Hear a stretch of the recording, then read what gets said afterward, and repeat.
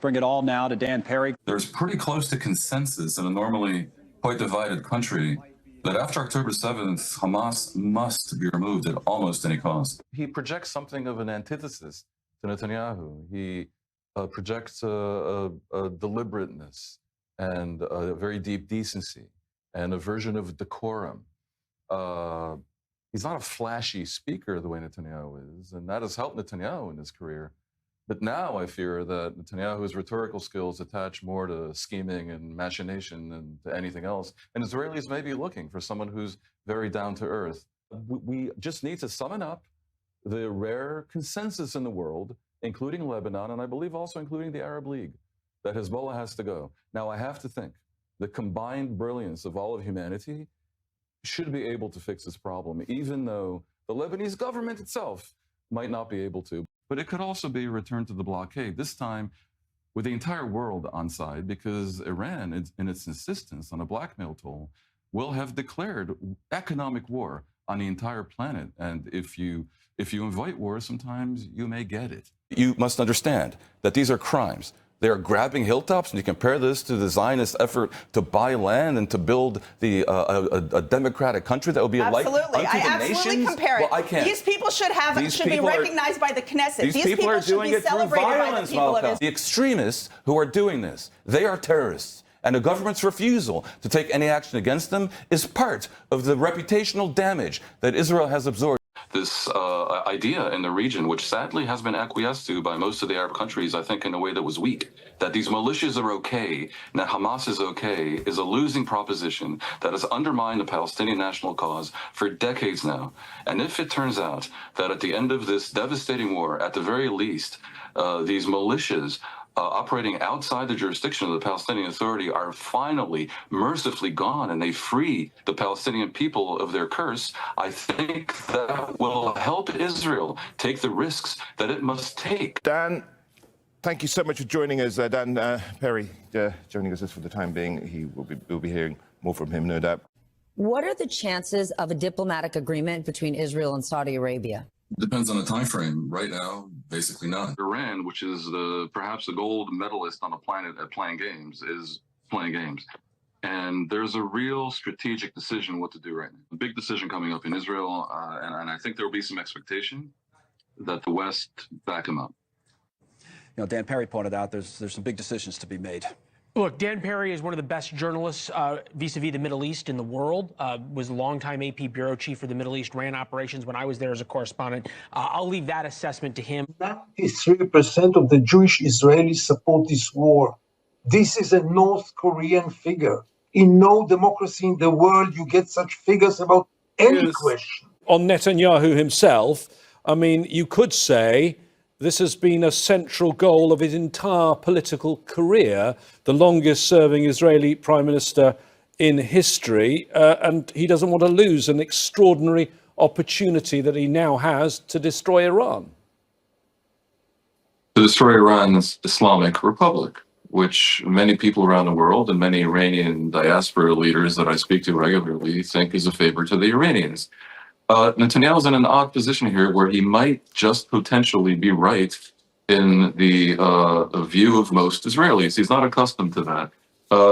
My friend Gideon speaks of the North Korean aspect of 90% support. There are many reasons why you might have 90% support for a thing. One could be, sure, North Korean level indoctrination and fear. Another could be that people are stupid. A third could be that it's true. And you will find that Netanyahu does not have 90% support on his dealings with the Palestinians, where indeed the dynamic is that the Likud and the right wing refuse to compromise. And so Israel's desperately divided on that issue. But when it comes to Iran, when it comes to Hezbollah, when it comes to Iran's other jihadist proxies that have spread chaos, mayhem, misery, and death around the Middle East, I think most Israelis have concluded there is nothing to discuss and no compromise that is possible. And that is why you have this level of support and this willingness to sacrifice. And of course, the Israelis, A, are closer to the facts, and B, closer to the consequences than the Americans are. The extreme right around the world typically advocates simplistic solutions to complicated problems, sometimes flirting with immorality, and populations, when they're traumatized, as Israel's is, sometimes can be seduced for a time. But I don't know too many cases in history, and Mr. Pollard mentioned history, where countries that had a flirtation with such fascism and extreme nationalism looked back upon it with pride. And the expulsion of the entire population of Gaza, I fear, is a case in point. I mean, the immorality is clear. But if I could complete my point, it's both immoral and impracticable. If the result is that Iran indeed ends its outrage in the Strait of Hormuz and the U.S. ends the war, and the Iranian regime is somehow emboldened and strengthened as a result of this, that would be pretty bad for the region, and it would be horrible for the long-suffering Iranian people. However, it need not necessarily be that way. If the war pauses in the same way that the 12-day war in June last year essentially paused, the regime may claim victory by the mere fact of its semi-survival. As a regime, not as individuals who led it a month ago. But that may not be credible to all, and we might see a renewed explosion of protest.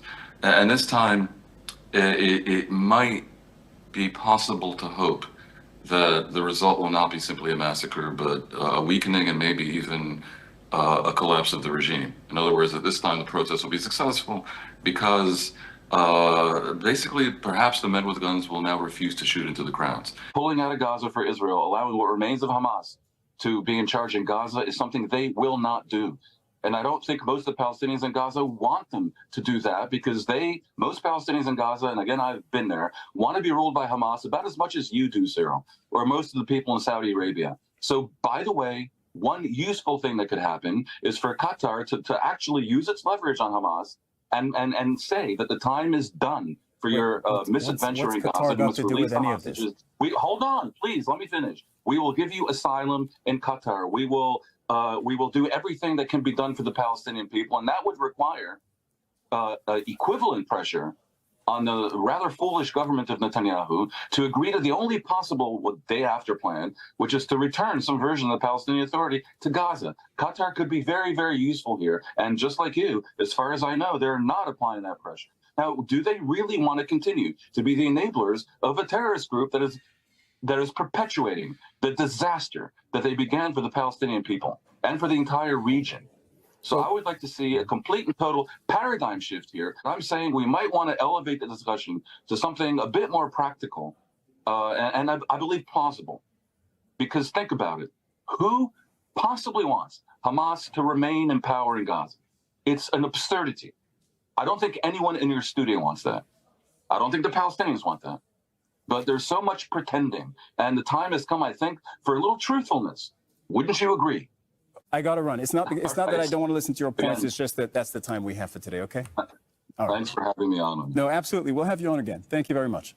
The Houthis are basically, a lot of people don't know, a militia that has existed for about 20 years in Yemen. They're not the government of Yemen. They're a bunch of thugs, and they need to be put in their place. And I think a lot of, some viewers at least, who've seen me here before, would know me as not a warmonger. But this is craziness.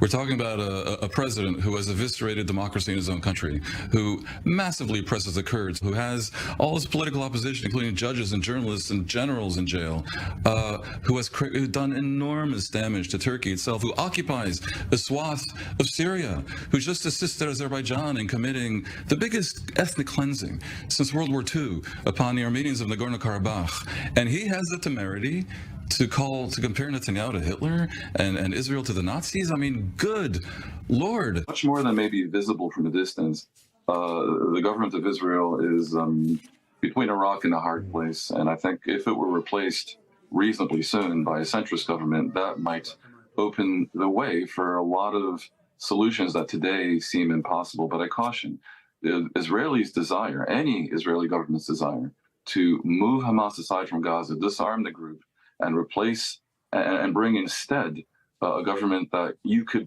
do business with and potentially move towards peace with, that desire is very, very strong. So I don't see a good future for the Middle East as long as Hamas remains armed and in control of the Gaza Strip. Why are they so confused about the fact that to have sympathy for the Palestinian plight and national cause, as I strongly suspect you do, is really not the same thing as supporting Hamas in any way? Well, Dan Perry is the former chief editor of Associated Press in Europe, Middle East and Africa.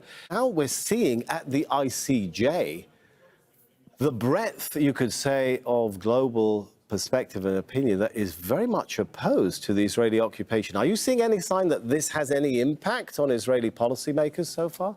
Look, Israel knows very well that its occupation of the West Bank, and in particular its settlements of the West Bank or parts of the West Bank, is one of the few things that can unite most of the planet in consensus on any particular issue, even more so than Ukraine, much more so than Ukraine. And they're not happy about it, but they also, frankly, consider it to be a little bit rich when countries around the world, when the Soviet Union, which was the largest landmass on the planet, would deride Israel for alleged imperialism and expansionism for its 20-kilometer wide ambition. The idea that 51% can decide to do anything is infantile. I think if you ask the people, should 51% be able to kill 49%? Most would agree that's not a democratic outcome. Qatar hosts Hamas, and yet potentially these are the brokers that may make a difference. Your take? It's absurd. If somehow you can align your interests with those of Saudi Arabia and even Qatar and Egypt and have a global alliance, a regional alliance that turns the Palestinian problem into everyone's problem and not just Israel's, that obviously would be wise. And this government is rejecting that outstretched hand in a way that is, let's just say in the politest conceivable terms, strategically unwise. The Lebanese army simply cannot take on Hezbollah. It has too many Shiites, for one thing. And they fear a civil war, and that's not a crazy fear because up until several decades ago, they were suffering from a decades-long civil war. I understand this. They need much more support. Lebanon needs global support. Now, the world right now doesn't really seek another opportunity for a Middle East quagmire, and their attention is plenty taken up with Iran. I get that. But at some point in the near future, when the Iran issue is maybe behind us, I think this is a job for NATO, basically. When he says that a pardon would help heal the divisions only exist because of Netanyahu's ferocious agitation. I have rarely in my life seen this level of hypocrisy. I must tell you, I have covered and led the coverage for AP of about 150 countries. I don't recall anything remotely close to this. Netanyahu got the court to agree that he can run and be nominated for prime minister while standing trial for bribery by promising two things: that he would not try to interfere with the system of government and undermine the Supreme Court, and that he's perfectly able to carry out his duties while standing trial. His request for a pardon undermines both those arguments. And the thing about some of these populist authoritarians that are basically elected and seek to bring about elected dictatorships is that they have no shame. Netanyahu doesn't care about the hypocrisy of it. He just plows forward. There is some confidence in Israel, and you can call it wishful thinking. The people of Iran, if allowed, would be their very close friends, as was the case up until 1979, when Israel and Iran had something close to an alliance. People tend to forget this. But that's not something Israel can control. So who knows? If this really, really escalates and they end up attacking civilian infrastructure and the people of Iran start rising up, almost anything could occur. And generally speaking, I think there's understanding in the West that any regime change in Iran, even if triggered by military action of this kind involving third parties abroad, has to be done between the people of Iran and the current government. But the sense that the people of Iran, an excellent ancient civilization that is profound and serious and should be a positive force in the world, has been hijacked by criminals 46 years ago, that sense is strong. Dan, we'll start with you. Just your reaction there to really the multi-front that Israel has continued to take on since the October 7th attack when it comes to Hamas, Hezbollah, and other terrorist organizations. Well, the war truly has been calamitous for all sides, especially clearly in terms of loss of life on the Gaza side. But on the other hand, if we're to search for silver linings and indeed to take stock, if the war ends sometime in coming weeks, then one of the positive things is the weakening of these militias that Iran had arrayed around the region, undermining the sovereignty of a swath of Arab countries from Iraq to Lebanon, as we've seen with Hezbollah, to obviously the Houthis in Yemen, and more and more. In the case of Lebanon, a lot of things go together. Hezbollah has been weakened. Its weakening has helped cause the fall of the Bashar Assad regime, which they propped up in Syria. The loss of that regime has eliminated their superhighway of weapons coming in from Iran, and Iran itself has been weakened. All this has emboldened Lebanon to actually step up and say, yeah, we want to disarm Hezbollah, which is wonderful because the entire Arab League backs this.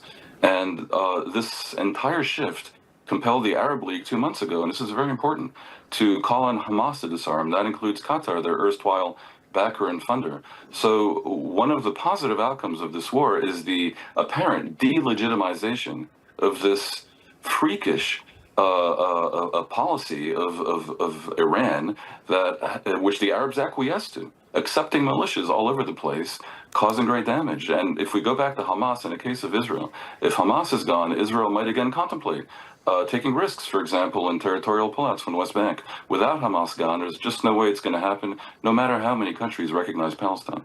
Any people living under occupation are probably going to want to see an end of occupation and have their right to national self-determination, just as the Israelis enjoy. My friend, Hamas is not the way to have an end to occupation. When Israel and the PLO began the process of attempting to create a partition in 1993, immediately Hamas began carrying out terrorist attacks with the strategic vision of moving the Israeli public to the right so that they elect the likes of Netanyahu, having the spirit of peace. And that is precisely and rather tragically for the Palestinians what proceeded to happen.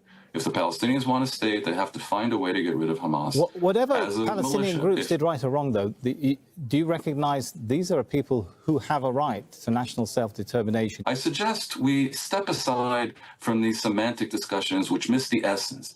And the essence is that a fair solution for the Holy Land is for the Israelis and Palestinians to have a political partition, and the Palestinians should have self-determination in the state, and that state should have a government, and the government in waiting is the PA, and these ridiculous militias undermining the authority of that government in waiting have got to go. And no one who wants good things for the Palestinians is doing them any favors by being in any way an apologist for these heinous jihadists who on October 7th, 2023 committed a barbaric massacre with the purpose of starting a war in which many Palestinians would die, so that various TV announcers would start talking about genocide and Israel's reputation would be trashed. Nothing good is going to really happen in Gaza going forward without the key point of the 20 points in the plan being implemented, which is Hamas disarming. Hamas clearly hopes that it can avoid that somehow. And I think the main action of the Board of Peace,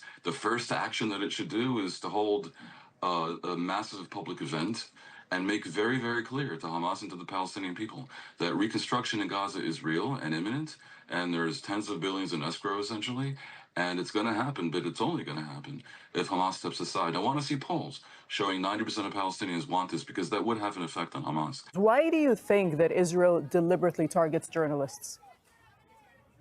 I don't have actual evidence that they deliberately target journalists. I would think that we're talking here about some combination of just the density of the population and so many people being killed. Remember, the 78 journalists who've been killed are half of 1% of the population. That may be an underrepresentation of journalists. I do not know. It depends on who qualifies as a journalist. But I do agree that there are cases of apparent indifference and a light trigger finger. You saw that also in the event where the IDF killed 3 of their own hostages. And by the way, it doesn't help that Israel can claim with some truth that Hamas and their fellow travelers have been known to identify themselves as journalists falsely, to commandeer ambulances and the rest of it. It is a god-awful mess. Let's welcome in now Dan Perry, former regional chief for the Middle East and Europe at the Associated Press. Dan, welcome to National Report. You just heard from Netanyahu there. Why now are we seeing this increased sort of attack plans against Gaza? There is a lot of sympathy in Israel for the idea that ending the war with Hamas somehow still empowering Gaza, however diminished, and despite the fact that the territory has been devastated, that this is a bad idea for the Israelis and also for the Palestinians. And I more than suspect that most Palestinians feel this way as well. However, after almost 600 days of war, there is a lot of war fatigue. No doubt, Gaza has been punished for whoever wants them to have been punished. And the Israeli public largely wants the deal that Israel is walking away from and has already, in effect, walked away from. That blockade is not just by Israel, it's also by Egypt. And the reason was because they knew that whatever went in would be used not to help the people of Gaza, but to build rockets and dig tunnels and prepare for an invasion of Israel. That's precisely what happened. Despite the blockade, polls show that over 70% of the people, and depending on how you define the terms, close to 80% of the people want the war to end, even if Hamas stays in power in Gaza. That doesn't mean they're happy with that outcome. That just means they agree with me that once the war ends, there are other ways to smoke out Hamas. Almost no one wants them to stay. And I have a secret for you. Almost no Gazan Palestinians want them to stay. This is something that should be very clear to the viewers of Al Jazeera. It is a true cataclysm that could end in a second if there were found a way to get rid of Hamas. Any Palestinian who wants to emigrate should be allowed to do so. That's not a strategic answer. And honestly, this idea of allowing people to voluntarily leave is disingenuous when you have flattened half their territory and rendered the place unlivable. That won't be seen as a voluntary emigration. That will be seen as ethnic cleansing. And by the way, it matters a little bit how something is seen, because Israel, last I checked, is not a completely self-sufficient superpower. Israel is an export-oriented economy, and you have to take world opinion into account if Jewish morality, which generally would oppose expulsion despite some episodes in the Bible suggesting otherwise, is not sufficient. Their intent, I strongly doubt, is to cause starvation or death. I've said this many times on your program. Their intent is to get back the hostages and to remove Hamas. So, Dan, are you really telling the audience that the UN Special Committee is wrong and these aid agencies are wrong? I'm telling the audience that if the UN committee can read minds in the Israeli government and army, then that is a very neat trick, and it's a scoop unlike any I've ever had in my career in journalism. What I am saying as a person who currently lives in Israel is that I know that not just the government, which is despised by at least half of Israel, but the Israeli public at large wants two things: to get back the hostages and for Hamas to no longer be in a position to attack them from Gaza. And therefore, if one is But you don't need to starve a population in order to fight a war, right? And to try and get back hostages. I'm telling you, I have no evidence they're intentionally trying to starve the population. Well, that's what... And indeed, there is no starvation in Gaza. Dan, you and I have been talking about the potential of an Israeli strike on Iran for 15 years. I'll ask you, why now? I don't believe for a second that Israel would have done this without the acquiescence of and the cooperation of and indeed coordination with the United States. I view this as an Israeli-American operation. And the stage two would be when the Americans step in with bunker busting capabilities that only the United States has. I think Israel's overall international standing will suffer very greatly if Netanyahu should win another election, and they should continue the policies which basically are dragging Israel in a direction of a right-wing religious state, away from democratic norms, towards indifference to opinion in the West, and also, frankly, towards a place where there will be at loggerheads with American Jews. Dan Perry, Israeli affairs analyst and former chair of the Foreign Press Association in Israel. Thank you. Thank you, Elaine.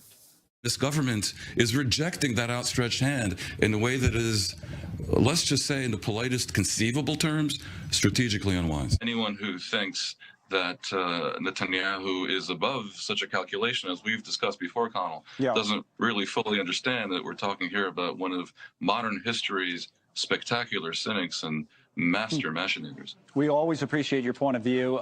Dan Perry knows that region and the world very, very well from having covered it for so many years, live from Tel Aviv with us. Thank you, Dan. Good to see you again.